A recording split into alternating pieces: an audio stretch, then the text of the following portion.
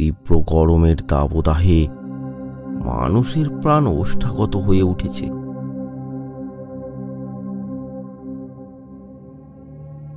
রৌদ্রের প্রখর তাপে যেন আগুনের বর্ষা ঝরে পড়ছে। গাছপালা পশু পাখি যেন অধীর আগ্রহে অপেক্ষা করছে এক ফোঁটা বৃষ্টির। চারিদিকে মাঠ ঘাট জলা জমি যেন জলের অভাবে নির্জীব হয়ে পড়েছে। সময়ের অন্তরালে বয়ে চলেছে উষ্ণ প্রবাহ।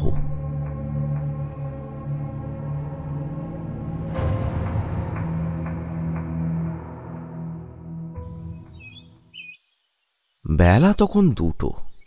খোলা আকাশের নিচে একটা জনপ্রাণী নেই। ধুধু করছে চারিদিক। তীব্র গরমের হাত থেকে বাঁচার জন্য সবাই যখন নিজেকে গৃহবন্দী করেছে, তখন সেই প্রতিকূল পরিস্থিতিকে উপেক্ষা করে পথে পথে ঘুরে পৃথিবীর সৌন্দর্য বর্ধন করছে সদুচরণ।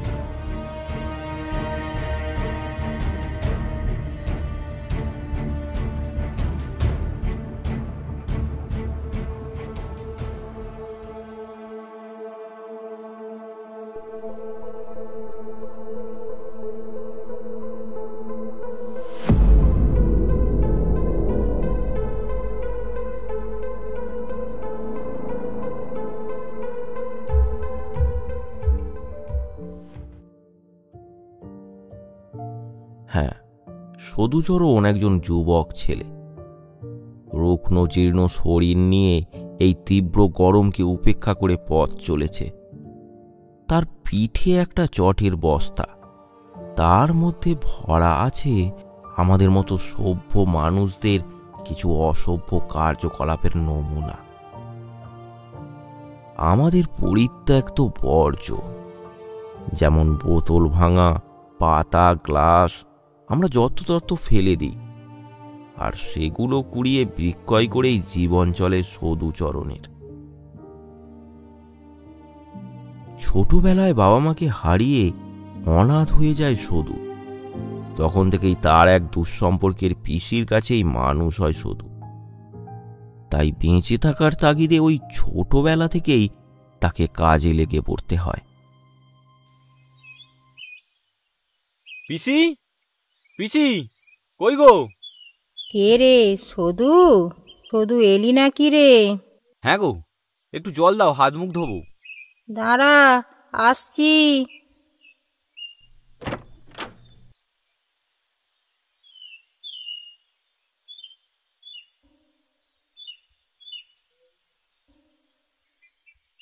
এই নে ঠান্ডা জল, হাত মুখ ধুয়ে নে, খেতে দেবো। তোকে কতবার বলেছি গরমে এত বেলা পর্যন্ত বাইরে থাকবি না, তবু আমার কথা শুনবি না। কি করবো পিসি, সারাদিন ঘুরে বেশি জিনিস না পেলে আমাদের চলবে কি করি? কি হবে তাতে? না হয় দুটো কম খেয়েই থাকবো, কিন্তু তোর কিছু হয়ে গেলে আমি কি নিয়ে বাঁচবো? পিসি তুমি এত চিন্তা করো না, আমার কিছু হবে না। চলো খেতে দাও।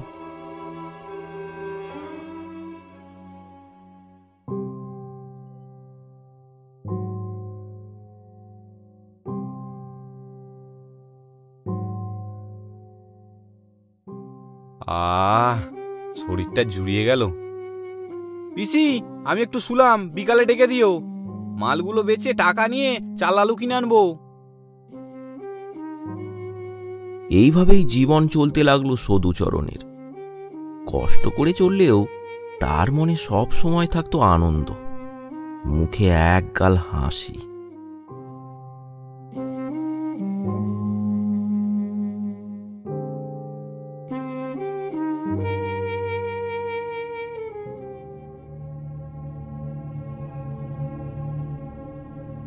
এমনই একদিন তীব্র গরমের দুপুরে রাস্তার এদিক ওদিক খুঁজে খুঁজে ভাঙা জিনিসপত্রের সন্ধান করতে করতে চলেছে সদুচরণ। উফ, আজ দিনটা বড়ই খারাপ। সারাদিন ঘুরে এই কটা মাত্র জিনিস পেলাম। শরীরটা আর বইছে না, খুব ক্লান্ত লাগছে। এখানে একটু বসে জিরিয়ে নিই।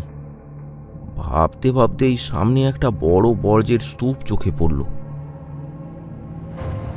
সেখানে এগিয়ে গেল সদু।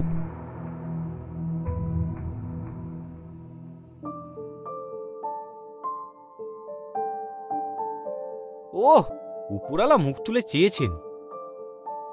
হ্যাঁ, সত্যিই অনেক ভাঙা জিনিসপত্র সেখানে জড়ো হয়েছে।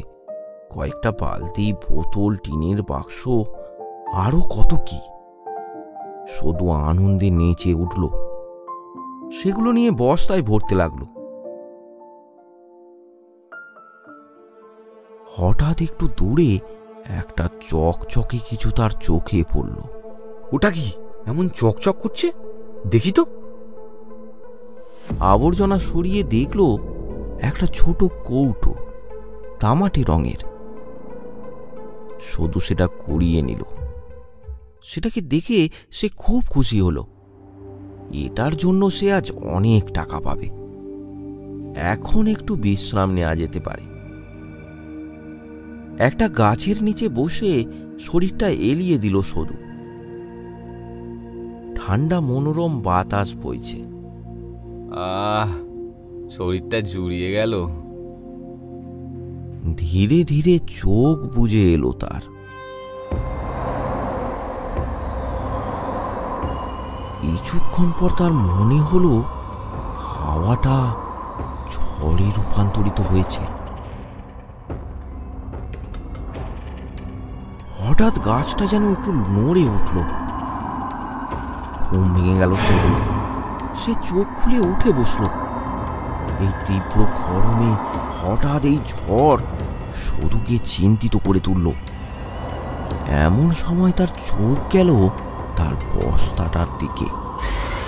বস্তাটা যেন মাঝে মাঝে নড়ে উঠছে। ঝোড়ো হাওয়ার কারণে কি? না, তা কি করে হবে? বস্তাটার ভেতরে কিছু আছে কি? কৌতূহলবশত বস্তাটা টেনে তার ভেতর থেকে সব জিনিসপত্র মাটিতে ঢেলে ফেলল। বস্তার মধ্যে তো এমন কিছু নেই। তাহলে কি করে বস্তাটা এমন নড়ছিল? এমন সময় তার চোখটা গেল সেই কৌটোটার দিকে। সে দেখল কৌটোটা যেন মাঝে মাঝে একটু একটু করে নড়ে উঠছে।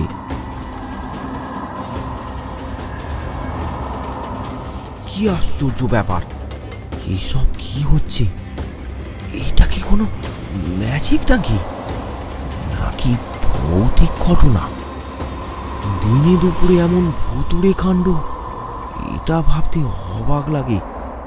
তবে বৈশাখের ভর দুপুরে এই নিস্তব্ধ পরিবেশে একা একা গাছতলায় বসে এইসব ভাবাটা অস্বাভাবিক কিছু না। চারিদিকে ফাঁকা মাঠ, রোদ খাঁ খাঁ করছে। দূরে কোথাও থেকে ভেসে আসছে ঘুঘুর ডাক।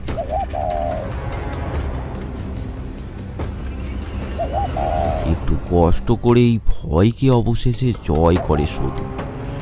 কৌটোটা হাতে তুলে নেয়।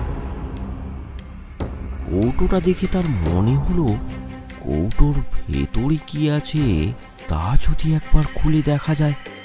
যদি তার ভেতরে কোনো মূল্যবান জিনিস থাকে। যেমন ভাবা তেমন কাজ। অতি উৎসাহের সাথে সে কৌটোটা খোলার চেষ্টা করতে লাগলো। অনেক দিনের পুরানো কৌটো, তাই ঢাকনাটা খুব শক্ত হয়ে আছে। অনেক কসরতের পর ঢাকনাটা অবশেষে খুলে গেল। সাথে সাথে কৌটো থেকে বেরিয়ে এলো একটা কালো ধোঁয়ার কুণ্ডলী। আর তার সাথে শুরু হলো একটা ঝোড়ো হাওয়া। বাতাসে একটা তীব্র পোড়া গন্ধ ছড়িয়ে পড়েছে। সদুচরণ তাড়াতাড়ি কৌটোটা বন্ধ করে দিল।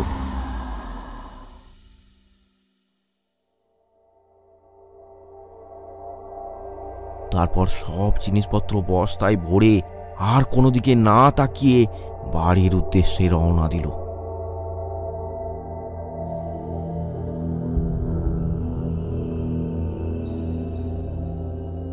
বাড়ি ফেরার সময় একটা মাঠের রাস্তা পড়ে, আর সেই রাস্তার পাশে বহুদিনের পুরানো একটা শ্মশান আছে।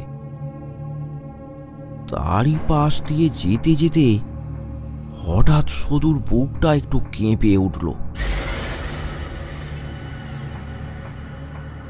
এ কি, সে তো রোজই এই পথ দিয়ে যাতায়াত করে, কোনোদিনও তো এমন কিছু হয় না। তবে তার সাথে আজ এ কি হচ্ছে? শ্মশানটা একদম নিস্তব্ধ।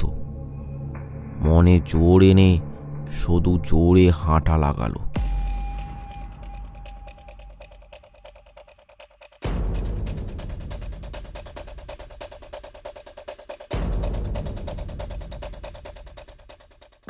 সদুচরণের বাড়িটা গ্রামের একেবারে শেষ প্রান্তে, মাঠের ধারে। তার আশেপাশে আর কোনো বাড়িঘর নেই।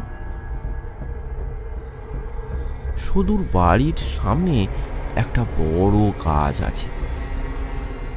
সদু বাড়ির সামনে এসে হঠাৎ থমকে দাঁড়ালো। তার মনে হলো কেউ যেন তার বস্তাটা টেনে ধরেছে। সদুর আবার একটু ভয় হতে লাগলো, কিন্তু এই দিনে দুপুরে কিসের এত ভয় তার? সব তার মনের ভুল।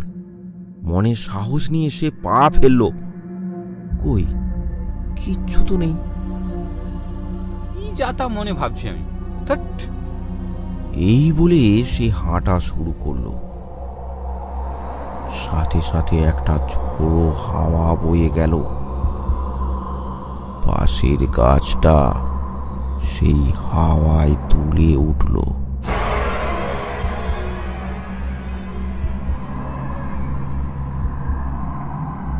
দূর, ওসব কিছুই না। পিসি, ও পিসি। পিসির কোনো সাড়া নেই। কি হলো আবার পিসির? মনে হয় ঘুমিয়ে পড়েছে। থাক। বস্তাটা এক পাশে রেখে কুয়ো থেকে জল তুলে সদু নিজের মুখ হাত ধুইয়ে নিল।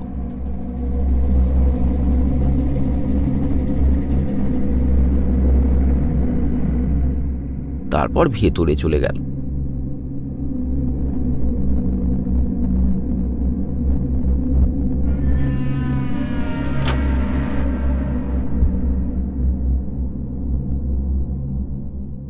গিয়ে দেখলো পিসি মেঝেতে শুয়ে ঘুমাচ্ছে। সদু আর পিসিকে ডাকলো না,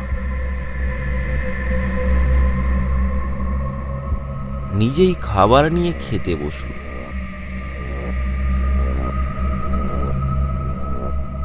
তারপর খাওয়া দাওয়া সেরে বিছানায় শুয়ে পড়ল। আজ গরমটা বড্ড বেশি, তাই সে খুবই ক্লান্ত হয়ে পড়েছে। তাই শোয়া মাত্রই গভীর ঘুমে আচ্ছন্ন হয়ে পড়ল সদু।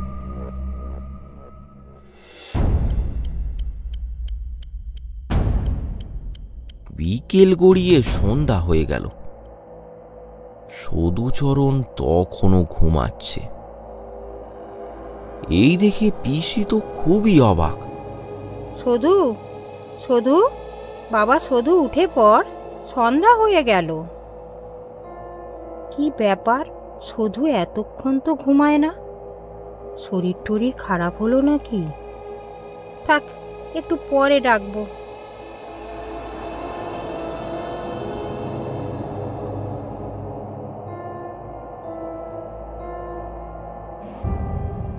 সন্ধ্যা 7টা বেজে গেল। পিসি এসে দেখল সদু তখনও ঘুমাচ্ছে। সধু, সধু, বাবা এবার ওঠ। সধু। ডাকতে ডাকতে পিসি সদুর গায়ে হাত দিতেই বুঝতে পারল জ্বরে তার গা পুড়ে যাচ্ছে। বারবার করে বলেছি, এত রোদে ভর দুপুরে বাইরে থাকতে হবে না। কে শোনে কার কথা? কোনো উপায় না দেখে পিসি ছুটে গেল গ্রামের নারায়ণ ডাক্তারের কাছে। ডাক্তার মশাই অনেকক্ষণ ধরে পরীক্ষা নিরীক্ষা করলেন। প্রচুর জ্বর। রোদে রোদে ঘুরে শরীরটা দুর্বল থেকেই মনে হচ্ছে জ্বর হয়েছে। আচ্ছা, জ্বর কমে যাবে তো? হ্যাঁ, ভয়ের কোনো কারণ নেই। কয়েকটা ওষুধ দিচ্ছি, সময় মতো খাইয়ে দেবে, কালই দেখবে চাঙ্গা হয়ে উঠবে। তাই যেন হয় ঠাকুর, দুর্গা দুর্গা।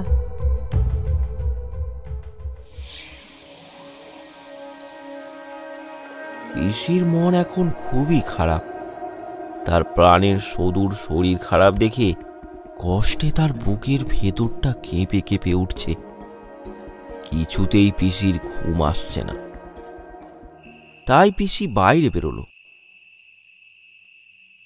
বাইরে পায়চারি করতে করতে হঠাৎ তার চোখ পড়ল বস্তাটার দিকে। যা, বস্তাটা এখানেই পড়ে আছে। না, তুলে রাখি, রাতে যদি বৃষ্টি হয়। এই ভেবে পিসি বস্তাটা তুলে নিয়ে বাড়ির দাওয়ায় রাখল। কিন্তু বস্তাটা তুলতেই পিসির মনে একটা খটকা লাগলো। বস্তাতে তো বেশি জিনিস নেই, তাহলে এত ভার কিসের?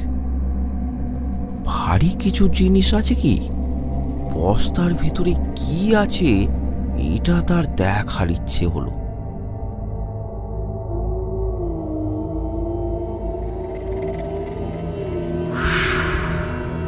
না থাক, কাল সকালেই দেখব।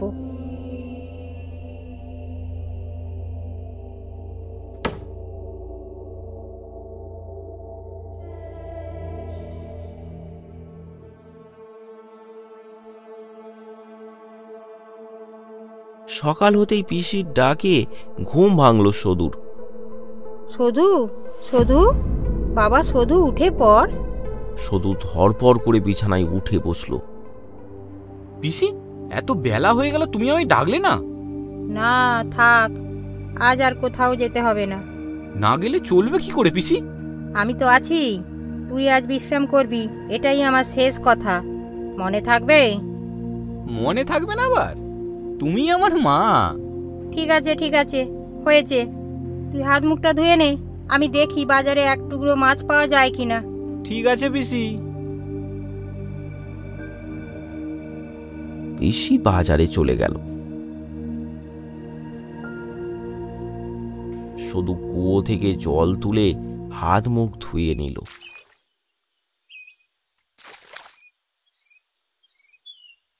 যা, বস্তাটা এখানে পড়ে? কাল মালগুলো দিয়ে আসা হলো না। পিসি আসুক, আজ দিয়ে আসবো। হ্যাঁ, সেই কৌটোটা দেখতে হবে। এই ভেবে সে বস্তাটার সামনে গেল।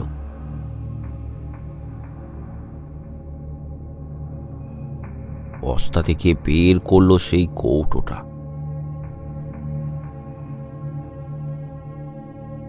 কৌটোটা হাতে নিতেই সে অনুভব করলো সামনের গাছটা যেন একটু দুলে উঠল। কোথাও তো ঝড় বাতাস নেই, হঠাৎ করে গাছের ডাল নড়ে উঠল কেন?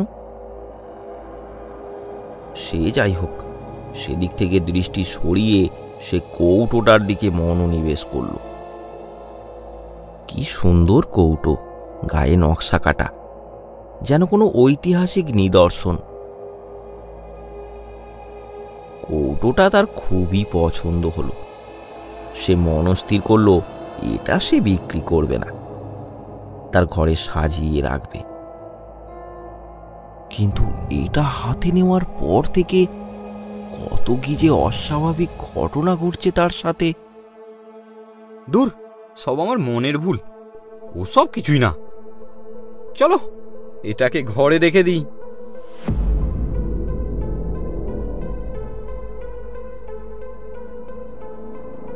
ঘরের ভেতর একটা তাকের ওপর কৌটোটা রেখে দিল। সধু, সধু, উঠেছিস বাবা? হ্যাঁ গো পিসি,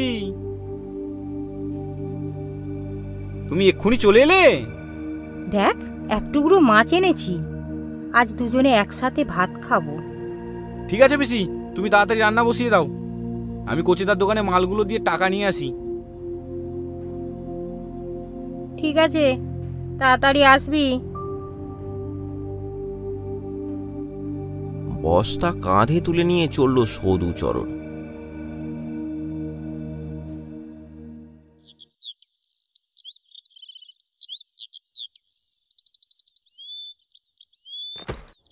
এই নাও দাদা, কালকের মাল। এই নামলা, সদুর মালটা দেখে একটু হিসেব করে দে। হ্যাঁ সদু, কাল এলি না কেন? কাল শরীরটা একটু খারাপ ছিল গো। সদু, মাল এত কমে যাচ্ছে কেন রে? এমন করে হলে সংসার চলবে তো? কি করব দাদা, ভাগ্যই খারাপ।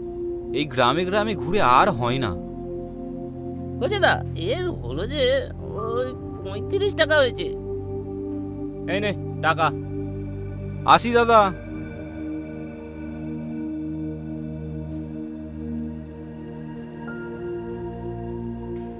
সত্যিই তো, এইভাবে আর কতদিন চলবে? আচ্ছা, আমি যদি এই কৌটোটা বেচে দিই কেমন হবে? মনে তো হয় ভালো দাতরই হবে। একটু বেশি টাকা হলে দুজনে ভালো মন্দ করে খেতে পারবো। কাল এসে দিয়ে যাব। এই মনস্থির করে সে জোরে জোরে হাঁটতে লাগলো। উফ, ছেলেটা সেই কখন গেছে, এখনো আসার নাম নেই।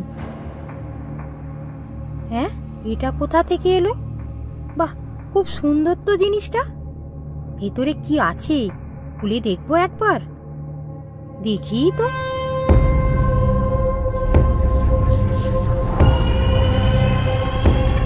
পিসি, পিসি, কই গো?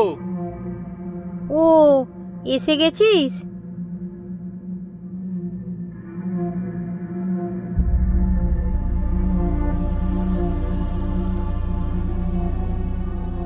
এই নাও, আজ এটা হয়েছে। ঠিক আছে, হাত মুখ ধুয়ে আয়, খেতে দেবো। অনেকদিন পর দুজনে একসাথে খাওয়া দাওয়া করলো।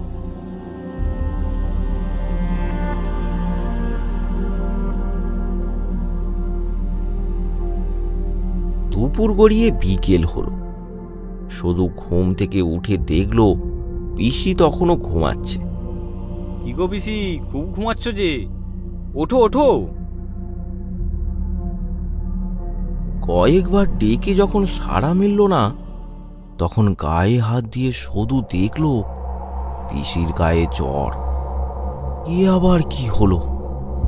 পিসির আবার হঠাৎ জ্বর কি করে হলো? শুধু ছুটে গেল ডাক্তার ডাকতে।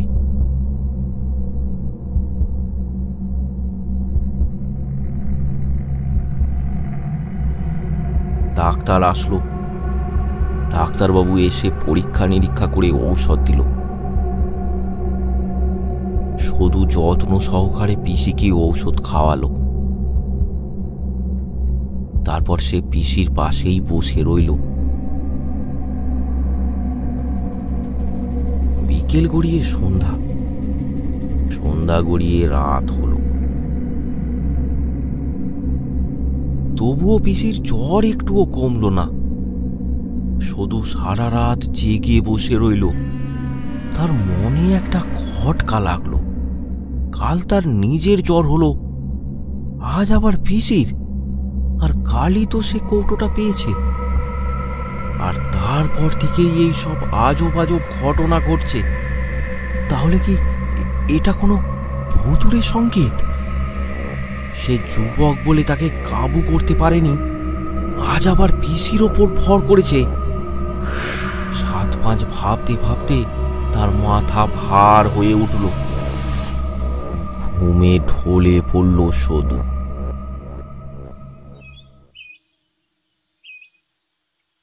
সকালে ঘুম ভাঙতে দেখল বেলা অনেক হয়েছে। পিসি এখনো ঘুমিয়ে। গায়ে হাত দিয়ে দেখল জ্বর একটুও কমেনি।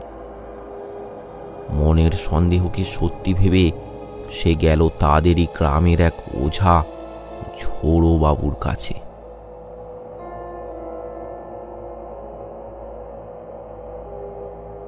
ঝোড়োবাবুর ওঝা বৃত্তিতে ভালোই নাম আছে। হাওয়া বাতাস লাগা ছাড়ানো, গৃহবন্ধনী করা, এসবে তার খুবই নাম ডাক আছে।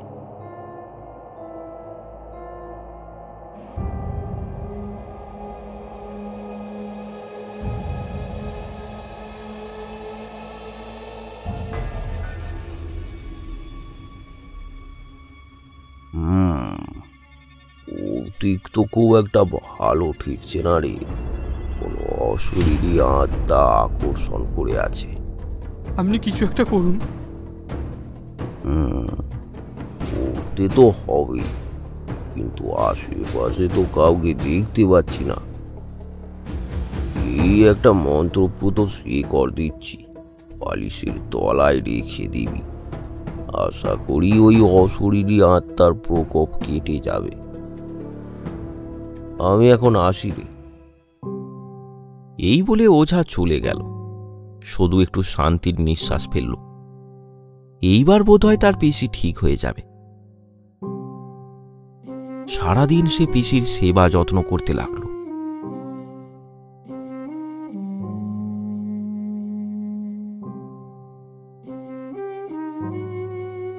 দিন গড়িয়ে রাত হলো, কিন্তু জ্বর তখনও একটুও কমেনি। শুধু কষ্টে ফুঁপিয়ে ফুঁপিয়ে কেঁদে উঠল। তখন তার মনে হলো এই সব কাণ্ড হচ্ছে তার ওই কৌটের জন্য। সেই তো ওই কৌটোটা কুড়িয়ে এনেছিল, তার জন্যই আজ তার পিসির এই অবস্থা। এই সবের জন্য সে নিজেকে দায়ী করতে লাগলো। সে মনে মনে ভাবলো, কৌটোটা যখন সে খুলেছিল তখন একটা কালো ধোঁয়া বেরিয়ে গিয়েছিল। তাহলে কি? সে কথা ভাবতেই তার সারা শরীর শিহরিত হয়ে উঠল। যদি তাই হবে, তাহলে তো সে তার বন্দি জীবন থেকে মুক্তি পেয়েছে। এখনো কেন সে ক্ষতি করতে চায়? তাহলে কি সে কৌটোটা ফেরত পেতে চাইছে? হ্যাঁ, মনে হয় তাই। তা না হলে এমন কেন হবে? যদি তাই হয়, তাহলে এক্ষুনি আমি ওই কৌটো ফেলে দিয়ে আসবো রাতের অন্ধকারে।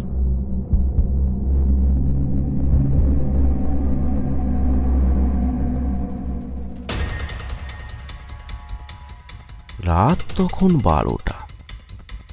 শুধু কৌটোটা নিয়ে বেরিয়ে পড়ল। গ্রীষ্মের রাত, ফুরফুরে হাওয়া বইছে, আকাশ একদম পরিষ্কার। দূর থেকে ভেসে আসছে পেঁচার ডাক। ভয় লাগলেও মনে সাহস নিয়ে চলতে লাগলো শুধু। সে ঠিক করেছে ওই মাঠের শ্মশানের কাছেই কৌটোটা ফেলে দিয়ে আসবে। তাই সে এগিয়ে চলেছে সেই দিকে। মাঝে মাঝে মনে হচ্ছে কেউ যেন তার পিছু করছে, কিন্তু কোনো কারণে সে তার কোনো ক্ষতি করতে পারছে না।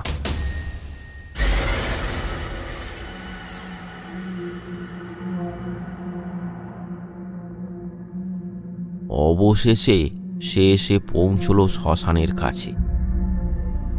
চারপাশে কালো অন্ধকার।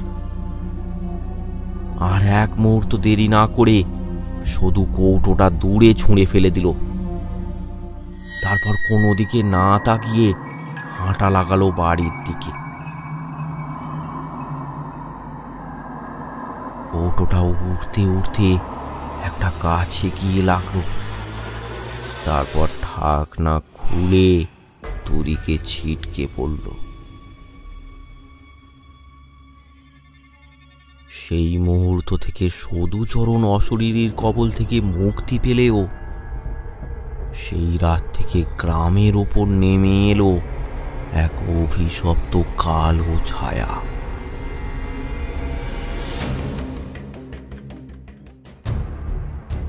রাত্রে না, ভর দুপুরেই চলতে লাগলো সেই উপদ্রব। পরদিনই দুপুরে গ্রামের একজন লোক কালীপদ মাঠ থেকে কাজ সেরে বাড়ি ফিরছিল। বেলা তখন 1টা হবে। শ্মশানের পাশ দিয়ে যাচ্ছে তখন দেখলো একটু দূরে গাছের নিচে বসে একটা ছেলে কাঁদছে। বাচ্চা ছেলে বলেই তার মনে হলো। মুখ নিচু করে বসে আছে, তাই মুখটা দেখা যাচ্ছে না। কি রে খোকা, ওখানে বসে কাঁদছিস কেন? কি হয়েছে? কোনো উত্তর নেই, সেই কেঁদেই চলেছে। আরে কাঁদছিস কেন বল? তোর নাম কি? বাবার নাম কি? বাড়ি কোথায়? ছেলেটা কিছু না বলে শ্মশানের চুল্লির দিকে হাঁটা দিল। যাব বাবা, এর আবার কি হলো? বনের দিকে যায় কেন? এই বলে কালীপদ তার পিছু নিল।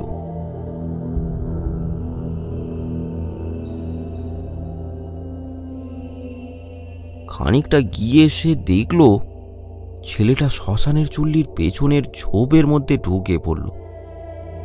কালীপদর খুব রাগ হলো। এইটুকু বাচ্চা তার এত রাগ? দাঁড়া, কোথায় যাবি তুই? এই বলে সেও ওই ঝোপের পেছনে গেল।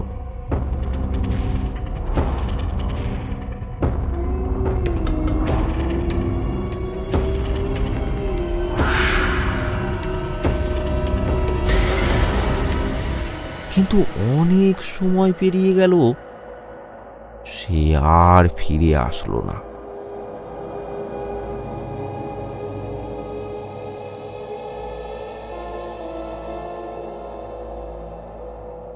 দুপুর গড়িয়ে বিকেল হলো, কালীপদ আর বাড়ি ফেরে না। তার খোঁজ শুরু হলো। অনেক খোঁজাখুঁজির পর তাকে পাওয়া গেল।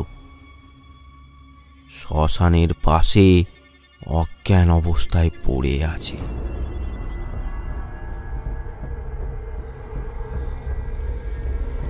তাকে বাড়ি নিয়ে এসে অনেক উপচার করার পর তার জ্ঞান ফিরল বটে, কিন্তু তার গায়ে তখন প্রচণ্ড জ্বর।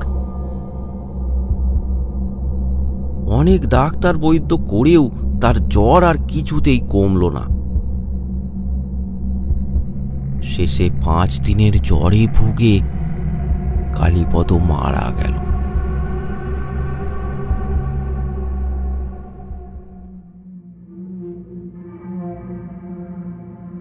সারা গ্রামের কাছে কালীপদর জ্বরের কারণটা অজানাই রয়ে গেল। এই ঘটনার প্রায় 3 দিন পর গ্রামের আর একজন লোক গোপাল চাষের কাজ সেরে বাড়ি ফিরছিল। ওই দুপুরের সময় শ্মশানের কাছে আসতেই সে দেখল একটা সাদা ছাগল গাছের নিচে দাঁড়িয়ে জোরে জোরে ডাকছে। কি ব্যাপার, এত গরমে ছাগলটা এখানে দাঁড়িয়ে কেন? মনে হয় গোপা ঠাকুমার ছাগল এখানে রয়ে গেছে। যাই, ধরে নিয়ে যাই। গোপা ঠাকুমা গ্রামেরই এক বৃদ্ধা, তার অনেকগুলি ছাগল আছে। বয়স হয়েছে, তাই হয়তো ভুলে রয়ে গেছে। এই ভেবে গোপাল এগিয়ে গেল ছাগলটাকে ধরতে। কি আশ্চর্য ব্যাপার, কাছে আসতেই ছাগলটা দৌড় দিল সেই ঝোপের দিকে। গোপালও তার পিছু পিছু ধাওয়া করতে লাগল। পিছু করতে করতে সে ঝোপের ভেতরে চলে গেল।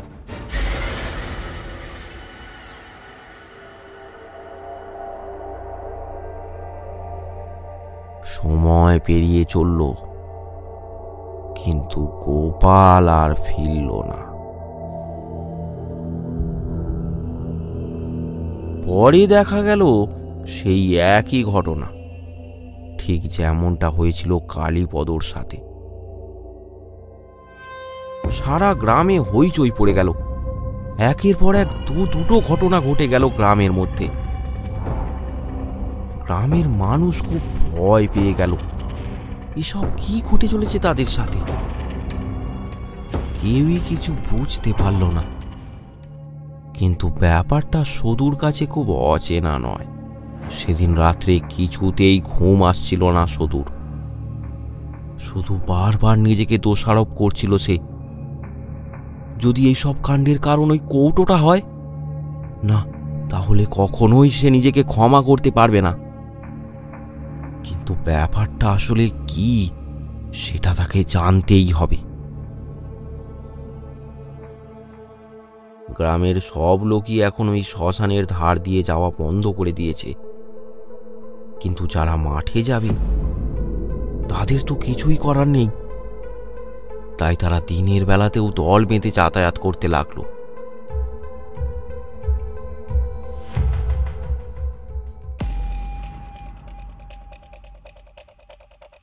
তখন ভর দুপুর, সূর্যের প্রখর তেজে চারিদিকে একেবারে খাঁ খাঁ করছে।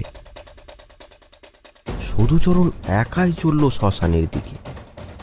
ব্যাপারটা তাকে জানতেই হবে। সে ঠিক করলো সে কিছুক্ষণ অপেক্ষা করবে শ্মশানের কাছে। কি হয় তা সে দেখবে।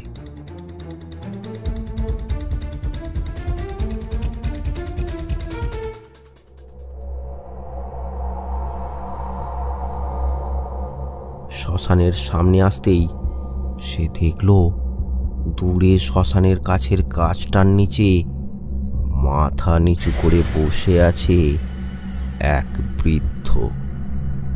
মুখটা তার দেখা যাচ্ছে না। মনে হলো সে যেন কাঁদছে। সদুর খুব ভয় হতে লাগলো। কে ইনি? দেখে তো চেনা মনে হচ্ছে না, হয়তো অন্য গ্রামের কেউ। কিন্তু উনি তো জানেন না এই শ্মশানে কি ঘটে চলেছে। ওনাকে সাবধান করে তাড়াতাড়ি এখান থেকে নিয়ে যেতে হবে। কে কে ওখানে? কে তুমি? এখানে এখানে বসে কেন? চলো চলো চলো, এখান থেকে চলো। কোনো সাড়া নেই।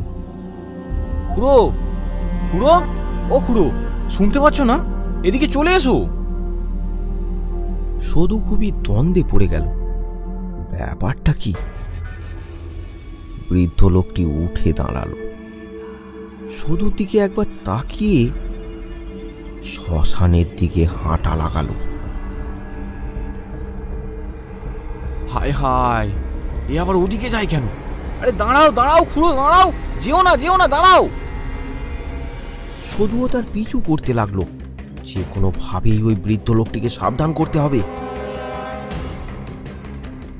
বৃদ্ধ লোকটি হাঁটতে হাঁটতে শ্মশানের ঝোপের পেছনে চলে গেল।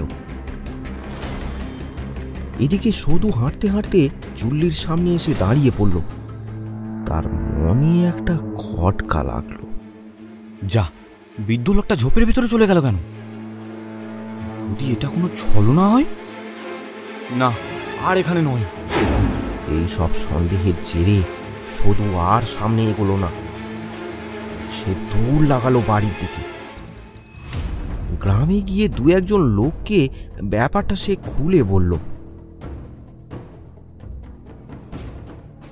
আচ্ছা সবাই মিলে একবার চলোই না, কি ব্যাপারটা একবার দেখি।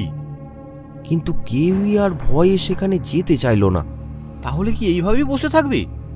না না, তা নয়, আমারও সন্দেহ ছিল, বুঝলি।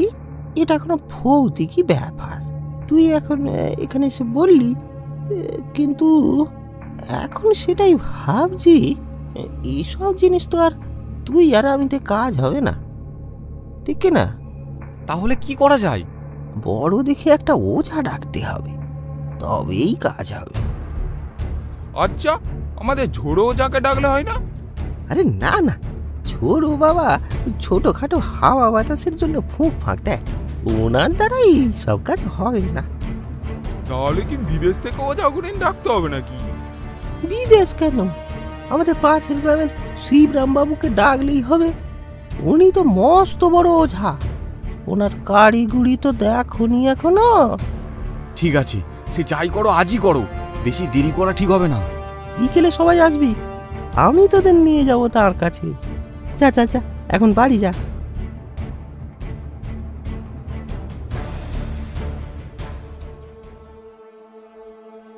যথারীতি বিকেলে কয়েকজন রওনা দিল পাশের গ্রামের শিবরাম বাবুর কাছে।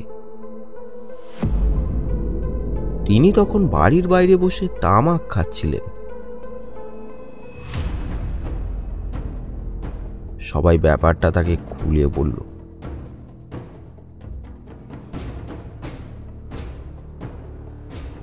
সবই তো বুঝলাম, কিন্তু ব্যাপারটা খুবই রহস্যজনক, খুবই জটিল। হঠাৎ করে কি এমন হয়ে গেল ওই শ্মশানে?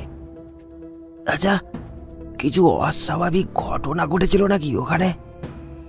কোনো কিছুই তো তেমন ঘটেনি, হঠাৎ করেই তো এইসব শুরু হয়ে গেল, তাই না? শুধু সদুচরণ কিন্তু কিছুই বলল না। এই ব্যাপারের জন্য সে নিজেকে দোষী মনে করলেও কাউকে বলার সাহস সে পেল না। ঠিক আছে, তোমরা দাঁড়াও, আমি তৈরি হয়ে আসছি। সে ব্যাপার যাই হোক, এর সমাধান তো করতে হবে নাকি?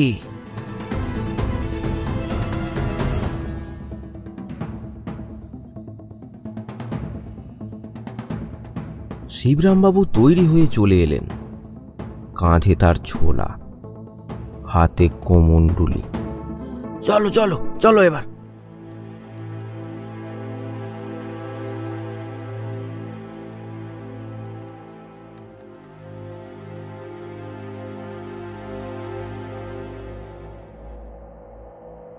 তখন সন্ধ্যা প্রায় হয়েই গেছে।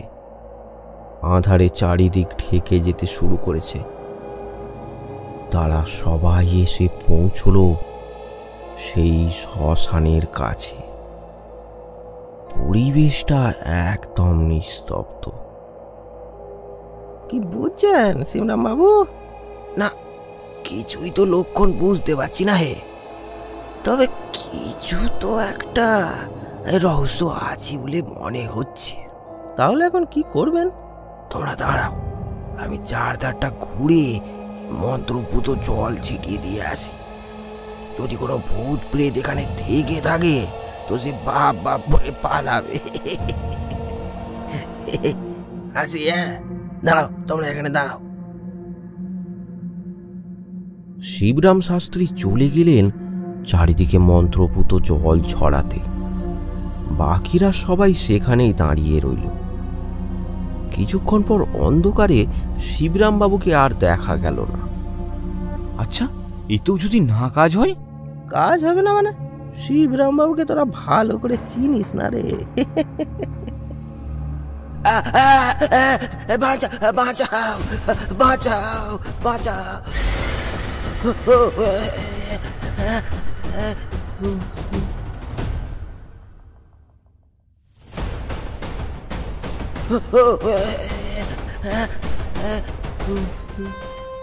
কি হলো?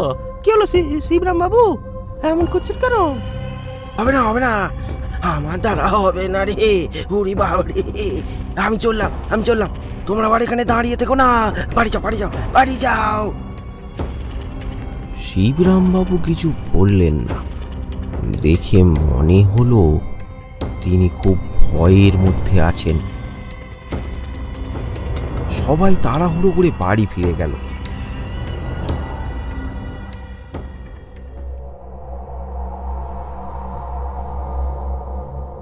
এদিকে সদু খুব দুশ্চিন্তায় পড়ল। আজ তারই একটা ভুলের জন্য গ্রামে এত বড় একটা সংকট নেমে এসেছে। কি করবে সে কিছুই বুঝতে পারল না। সারা রাত বিছানায় শুয়ে এপাশ ওপাশ করতে থাকে। ঘুম আর আসে না।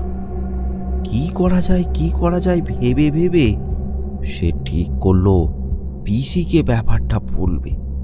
পিসি কোনো উপায় না দিতে পারলেও কথাগুলো বলে মনটা তো শান্ত হবে।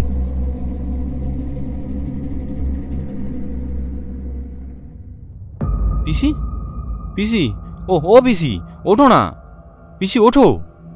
কি হলো রে? এত রাতে আবার কি হলো?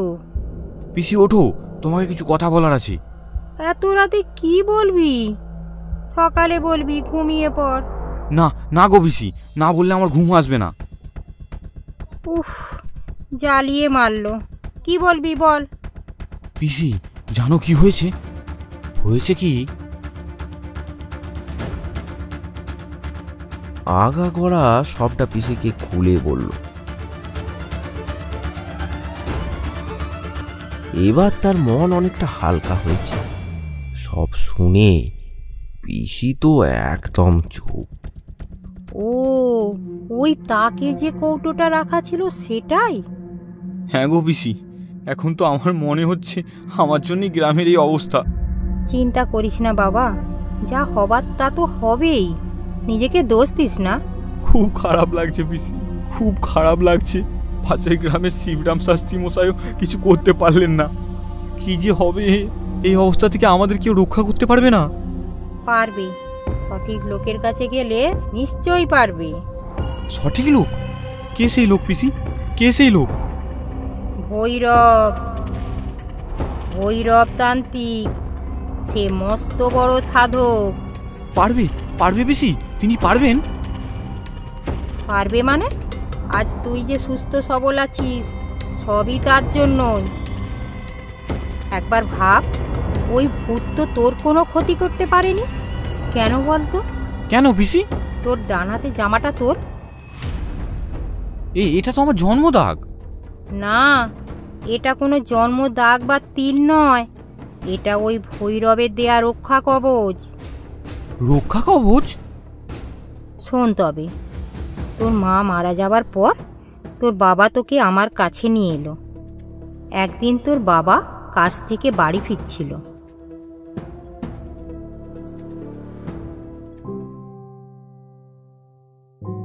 উফ, কি প্রচন্ড রোদ, গাছের নিচে একটু জিরিয়ে নি।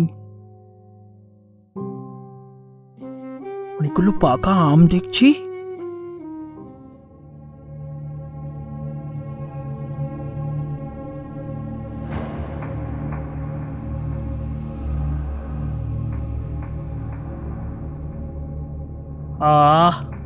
আমটা হেভি মিষ্টি রে দিদি, একটু খেয়ে দেখবি? না, এই তো দুটো আম, তুই খা, আমার শুধু সোনা খাবে। সেই দুপুর থেকেই তোর বাবার প্রচণ্ড জ্বর। অনেক ডাক্তার ভর্তি করেও দুদিন পর এক ফোঁটাও জ্বর কমল না। তারপর ভুতুড়ে ব্যাপার ভেবে ওঝাকে খবর দেয়া হলো, কিন্তু 3 দিনের দিন যখন ওঝা এলো তখন সব শেষ।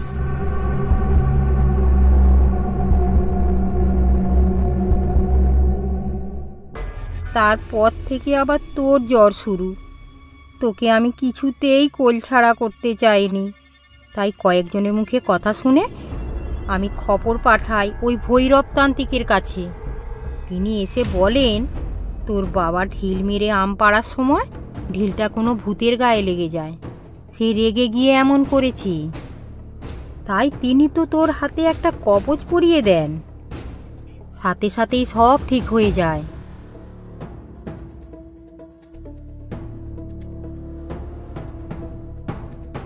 কিন্তু ছোটবেলা খেলার ছলে তোর হাত থেকে তাবিজটা খুলে গেলেই আবার ওই ভূত তোকে এসে ধরত। তাই একদিন ওনার কাছে গিয়ে ব্যাপারটা বললাম। খুবই একটা গভীর সমস্যা। ঠিক আছে, এবারে এমন একটা রক্ষা কবচ দেবো যা ওর সাথে সারা জীবন থাকবে। কিন্তু বাবা, একটু কষ্ট সহ্য করতে হবে তোমায়। পারবে তো বাবা?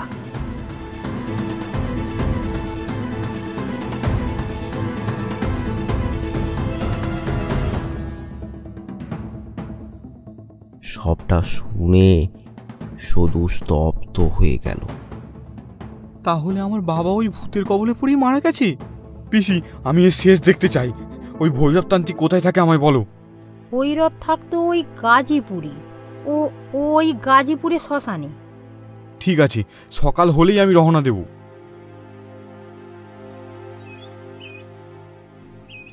সকালে সূর্য ওঠার সাথে সাথে সদুচরণ রওনা দিল গাজীপুরের উদ্দেশ্যে। তার এটাই দৃঢ় সংকল্প, গ্রামটাকে রক্ষা করা। সে ঠিক করলো ভৈরবের কাছে সে সব খুলে বলবে, আর দেরি করাটা মোটেও ঠিক হবে না। তাই সে দ্রুত পা চালালো।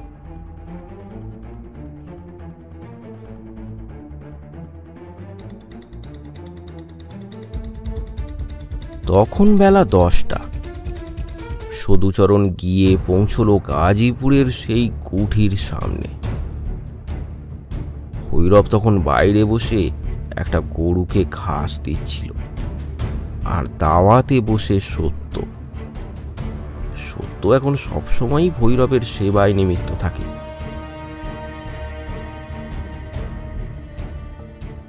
সদুচরণ সেখানে গিয়ে বলল, আচ্ছা, এটাই কি গাজীপুরের শ্মশান? হ্যাঁ, এটাই গাজীপুরের শ্মশান। বলুন কি প্রয়োজন? ভৈরবতান্ত্রিক কোথায় বলতে পারেন? ওই তো উনিই ভৈরব। আপনি কি সেই ভৈরবতান্ত্রিক? ত্রান্তিক, ওঝা, গণিন কিছুই না। আমি ভৈরব, আমি মাতৃ সাধক ভৈরব। ওহ, আপনার দর্শন পেয়ে আমি ধন্য। খুব বিপদে পড়েছি, আমায় সাহায্য করুন। আচ্ছা ঠিক আছে, এত তাড়াহুড়ো করো না, শান্ত হয়ে বসো। তাড়াহুড়ো হলো শয়তানের কাজ। ওখানে বসো, আমি আসছি।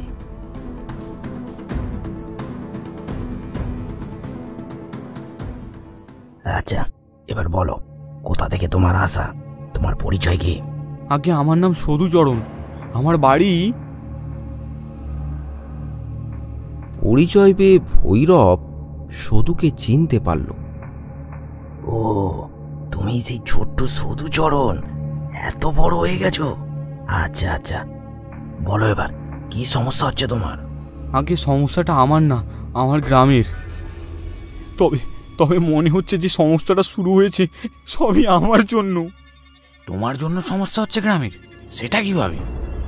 সত্য, থামো, ওকে পুরো ব্যাপারটা বলতে দাও। বলো, তুমি পুরো ব্যাপারটা বলো। শুধু একে একে সব ব্যাপারটা খুলে বলল। তাই আমার মনে হচ্ছে সবটাই আমার জন্য হচ্ছে। ঠিক আছে, ব্যাপারটা দেখছি। সত্য, ভেতর থেকে আমার ঝুলিটা নিয়ে এসো। ভৈরব ঝুলি থেকে একটা কালো পাথর বের করে তারপর সেটা সদুর হাতে দিয়ে বলল, এটা ধরো, হাতের মুঠোয় রেখে চোখটা বন্ধ করে চুপচাপ বসো। সদুচরণ পাথরটা হাতে নিয়ে চোখ বন্ধ করল, আর এদিকে ভৈরবও আসনে বসে চোখ বন্ধ করল। কিছুক্ষণ পর চোখ খুলল ভৈরব। তোমার ধারণাটাই ঠিক। আচ্ছা, ওই কৌটোটার সাথে ভূতের কি সম্পর্ক? ওই কৌটোটার জন্য কি ছাড়া পেয়ে আমার পিছু নিয়েছিল? আসলে কৌটোর মধ্যে 10 বছর ধরে ভূত বন্দি ছিল। তবে ও একা না, ওর মধ্যে বন্দি ছিল 2টো ভূত। প্রথমে তুমি যখন ঢাকনা খুলেছিলে তখন একজনই মুক্তি পেয়েছিল, তাই সে অন্যজনকে মুক্ত করানোর জন্য তোমার পিছু নেয়।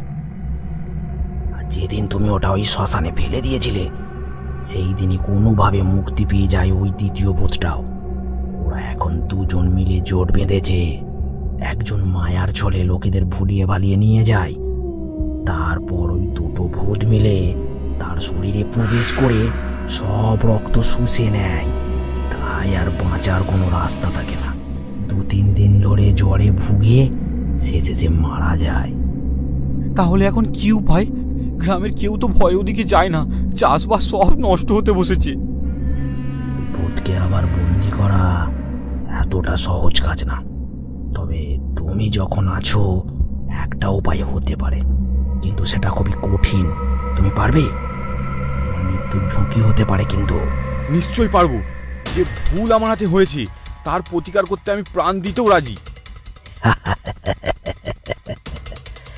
তোমার এই উদ্যম, সৎসাহস তোমার মৃত্যুকে জয় করে নিয়েছে।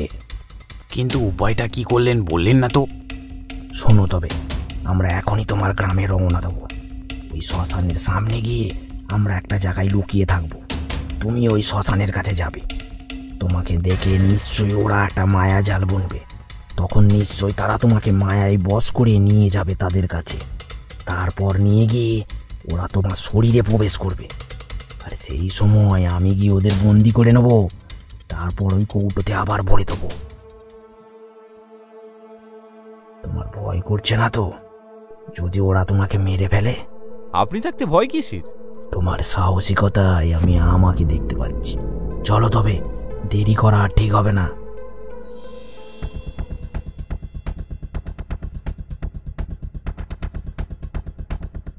সত্যকে সাথে নিয়ে ভৈরব বেরিয়ে পড়ল। সদু পথ দেখিয়ে সামনে সামনে চলতে লাগলো।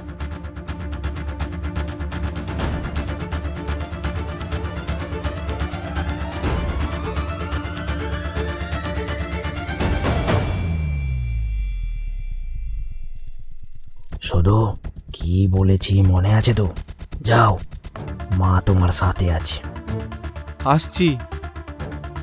সদু এগিয়ে চলল শ্মশানের দিকে। ভৈরব আর সত্য দূরে একটা গাছের কাছে দাঁড়িয়ে রইল। দূর থেকে সব দেখতে লাগলো।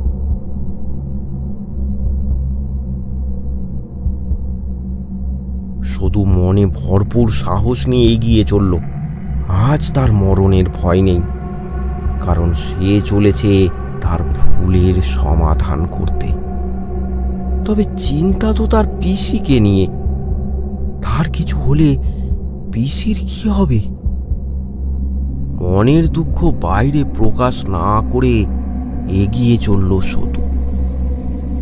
শ্মশানের একদম কাছে আসতেই দেখল সেই একই ঘটনা শুরু হয়েছে। মায়াজাল। একটা বাচ্চা ছেলে গাছের নিচে বসে কাঁদছে। কে ওখানে? কাঁদছো কেন বসে? দেখেছো সত্য, শুরু হয়ে গেছে ওদের খেলা। আমার তো খুব ভয় করছে। দিনে দুপুরেও তোমার এত ভয়? কি হলো? কিছু উত্তর দিচ্ছ না? ছেলেটা একইভাবে উঠে সেখান থেকে চলে যেতে লাগলো সেই ঝোপের দিকে। ভৈরবের কথা মতো সদুও চলতে শুরু করলো তার পিছু পিছু। চলতে চলতে সদু চুল্লির সামনে এসে দাঁড়ালো। সেই ছেলেটি ঝোপের মধ্যে ঢুকে গেল। আচ্ছা, ওইটুকু ছেলেকে কি এমন কাজ দেওয়া ঠিক হয়েছে? আপনি গেলেই তো হতো। আমি গেলে ওরা আমাকে দেখে আর ধরা দিত না। ছলনার বিরুদ্ধে আমার ছলনা শুরু হয়েছে। এদিকে সদু আর 7-5 না ভেবে ভেতরে যেতে লাগলো।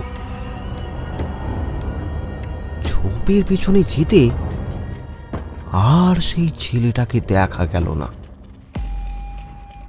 সদু চুপ করে থমকে দাঁড়িয়ে রইল। হঠাৎ দুটো কালো ছায়া দূর থেকে ছুটে এসে প্রবেশ করলো সদুর শরীরে। বড় বড় চোখ করে মাটিতে লুটিয়ে পড়ল সদু চরণ। আর তো তাকে দেখা যাচ্ছে না। কোথায় গেল? ওর কিছু হয়ে যাবে না তো? হয়ে যাবে মানে? ওর শরীরে আছে আমার দেয়া রক্ষা কবচ। এবার ওই ভূতের আর নিস্তার নেই। চলো চলো শিগগির। ধীরে ধীরে সদু উঠে বসল। আস্তে আস্তে চোখ খুলল। তার চোখ জবা ফুলের মতো লাল টক টক করছে। শোনা যাচ্ছে এক জোড়া আত্মার চিৎকার। তারা বাইরে বেরোতে চাচ্ছে সদুর শরীর থেকে, কিন্তু পারছে না।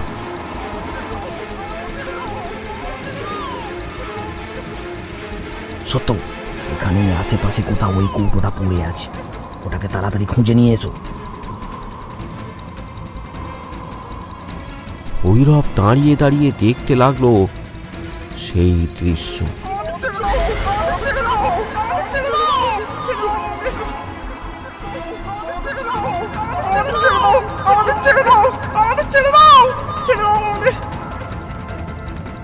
তোদের মুক্তি আর এ জন্মে হবে না। ওদিন মুক্ত হয়েও তোরা কুকর্ম করেই গেলি। তোদের আর নিস্তার নেই। এই নাও কৌটোটা পেয়েছি। এই শরীর থেকে মুক্তি পাওয়ার একটাই রাস্তা। তোদের এই কৌটোর মধ্যে আবার ফিরে আসতে হবে। আয় আয় আয় বলছি, আয়।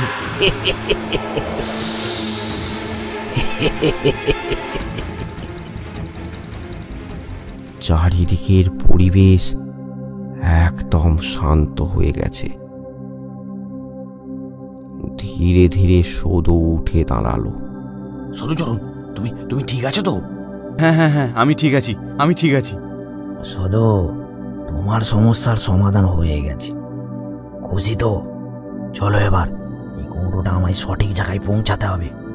আপনি সত্যিই ধন্য। ভৈরব বাবার জয়, জয় ভৈরব বাবার জয়। আরো ভয়ানক গল্প পেতে আমাদের চ্যানেলটি সাবস্ক্রাইব করুন আর কমেন্ট করে জানাতে ভুলবেন না।